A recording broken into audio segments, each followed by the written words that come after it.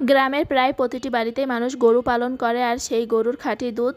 তাছাড়া আরও থাকে বাড়ির আঙিনায় লাগানো বিভিন্ন রকমের সবজি, যেগুলি দিয়ে মানুষের প্রতিদিনই সবজির চাহিদা অনেকাংশে পূরণ করে।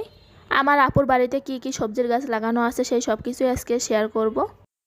প্রথমে এখানে আমি গরু দুধ দোয়ানো থেকে শুরু করলাম। তো এখানে দুলাভাই দুপুরের দিকে গরু দুধ দোয়াই নিচ্ছিল। তো আপুরা কিন্তু বাসায় গরু পালে, সেই গরুরই খাঁটি গরুর দুধ এটা। গ্রামে থাকার মজাই কিন্তু এইগুলা, কোনো ফরমালিনযুক্ত জিনিস খাওয়া লাগে না, সবসময় খাঁটি জিনিসটা হাতের কাছেই পাওয়া যায়। তারপর চলে আসছি বাগানে। তো এখানে আপুরা বিভিন্ন রকম সবজির গাছ লাগিয়েছে। তো প্রথমে দেখছি বেগুন গাছগুলো, গাছে দেখলাম ছোট ছোট বেগুনও ধরে আছে। তো এই বেগুনগুলো কিন্তু অনেকটাই ছোট, এখনও খাওয়ার মতো হয়নি, কয়েকদিনের মধ্যে এগুলো খাওয়ার মতো হয়ে যাবে। তারপর এই পাশে ছিল মরিচ গাছ। তো দেখলাম ছোট ছোট মরিচ গাছে মরিচও ধরে আছে। এখন যেহেতু বর্ষাকাল, অনেক সবজি কিন্তু ভালো হয় না, সেই সাথে মরিচ গাছটাও কিন্তু বর্ষাকালে মারা যায়। তারপর আলহামদুলিল্লাহ যা হয়েছে ভালোই হয়েছে। তারপর এই পাশে ছিল আরও বিভিন্ন রকমের গাছ, এটা কিন্তু কুশি গাছ ছিল। তা আমি একটু চাপ দিয়ে দেখছিলাম যে এটা বতি হয়ে গিয়েছে কি।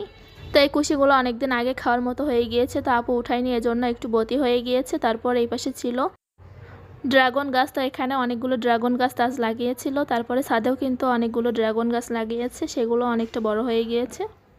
এইখানে কিন্তু আপু অনেক রকম শাক গাছও লাগিয়েছে। এখানে ছিল চাল কুমড়া, তারপর মিষ্টি কুমড়া, লাউ, বিভিন্ন রকমের শাকই ছিল এখানে।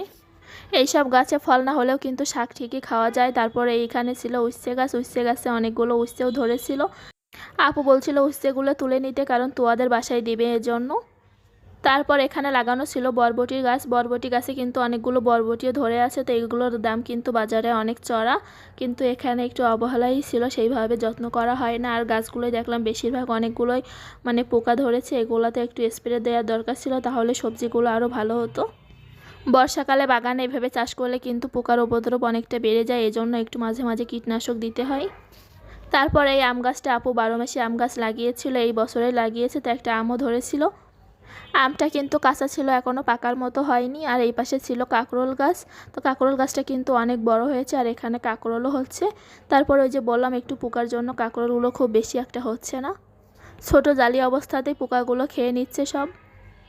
তার পাশে এগুলো ছিল ওল গাছ। তো ওল গাছটা কিন্তু অনেকেই চেনেন, ওল কিন্তু যেভাবে রান্না করে না কিন্তু খেতে অনেক বেশি ভালো লাগে। ওলটা কিন্তু মাটির নিচেই হয়, আর ওলের যেই ডগাটা ওটাও কিন্তু রান্না করে খাওয়া যায়। তারপর এখান থেকে আপু এই গাছ থেকে উচ্ছেগুলো তুলে নিচ্ছিল, তো এইগুলো হয়েছে। আর এই পাশে চালের ওপরে আপু লাউ গাছ উঠাই দিয়েছে। এটাতে আগে লাউ হতো, এখন লাউটা অনেকটাই কমে গিয়েছে, একটা দুইটা করে হচ্ছিল। আর এটা ছিল একটা কামড়া গাছ, এটাও নতুন লাগাইছিল। বাড়িতেই সব রকম সবজি এইভাবে অল্প অল্প করে লাগিয়ে রাখলে তাহলে কিন্তু আর বাজার থেকে কিনে খাওয়া লাগে না, বাসার প্রতিদিনের চাহিদাটা মিটে যায়। তাছাড়া বাজার থেকে কিনতে গেলে অনেক চড়া দামে সবজিগুলো কিনতে হয়। দেখা হবে পরবর্তী ভিডিওতে।